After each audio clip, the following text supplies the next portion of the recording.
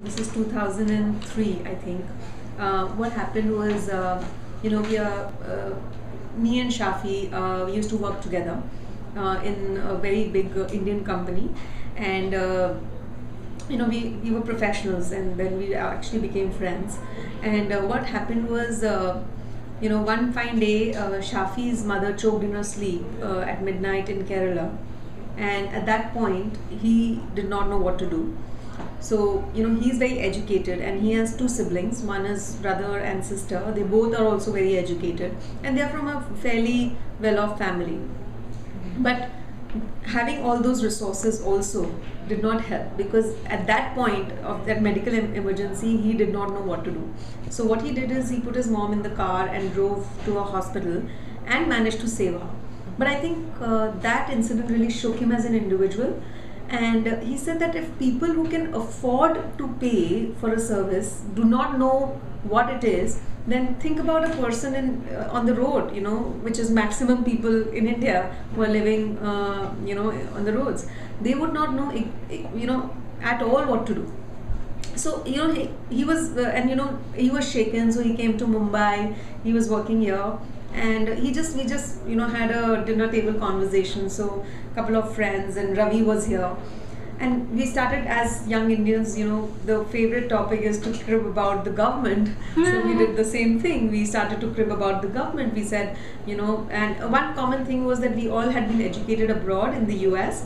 So, in the US, 911 is so in your face that you just know it. And we were just talking, and then Shafi said that, look, if it was the US, we would have just dialed 911 and our problem would have got sorted. But look at this. So we said, okay, fine, we should do something about it. And in the year 2004, we started one ambulance as a pilot in Mumbai. The ambulance was world class. So we modeled it around a London ambulance service. So if you saw the color of the ambulance, it was yellow in color. It had a trained paramedic, driver, helper, everything. It had all the, state-of-the-art equipments, but it had no business model. So we just left it on the roads in Mumbai, and they started to go and tell all the hospitals that a service like this exists. And it did well. But the only thing is that we left the paying part like a question mark. We said, we will, if a person is poor, we'll do it free. And if a person can pay, he will anyways pay.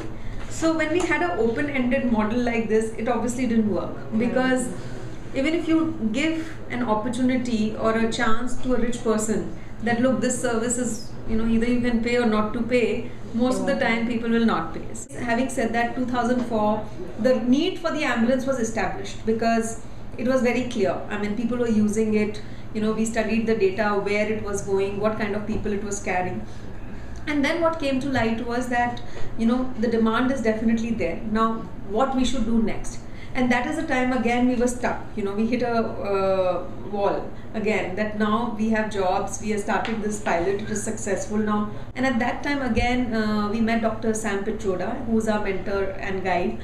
And he's a very big name in India. I mean, he's the guy, he's called the father of the telecom revolution. So he told us that, look, you guys are young, you are passionate, but one thing which you have to remember is, in India, even if you want to do something which is good for the society, you have to make sure that it is self-sustainable. Because if it is not self-sustainable, it will not last long. So what we did is, like any business person would do, is before you actually form a company and start the service officially, we first understood what was the demand and the supply of the product.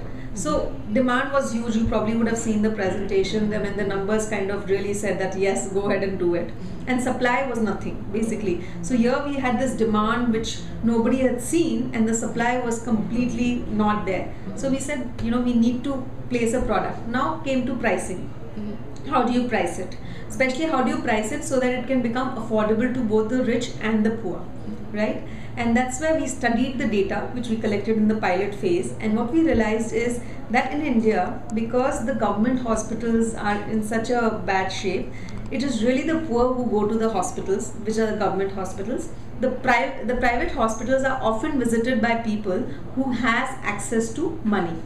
So we said that is the best way to price our product, and it is based on destination. Because whatever happens to you, except in cases where the person is unconscious, where, by law, we have to take them to a government hospital.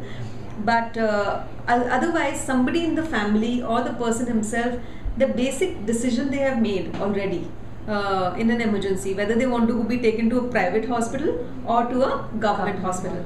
And that is what we said we will base our model on. So very simply, you know, it's not rocket science. We said people who will go to private hospital, they'll have to pay, because it's like going to an airport and saying I don't have money for the cab, right? And people who are going to a government hospital, for them the service will be up to 50% subsidized, because those are the people who really need that help, you know, to afford the service. So that is what we did. And most importantly, any accident victim who's unconscious on the road, or you know, so anyone can call, for them it will be absolutely free of cost. So we started the service, we actually did this model and it worked. Actually, we were cash flow positive in the first year itself. So in 2005, we launched with 10 ambulances in Mumbai, and under the number 1298, you know, with this model of cross subsidy or sliding scale model, and it worked for us.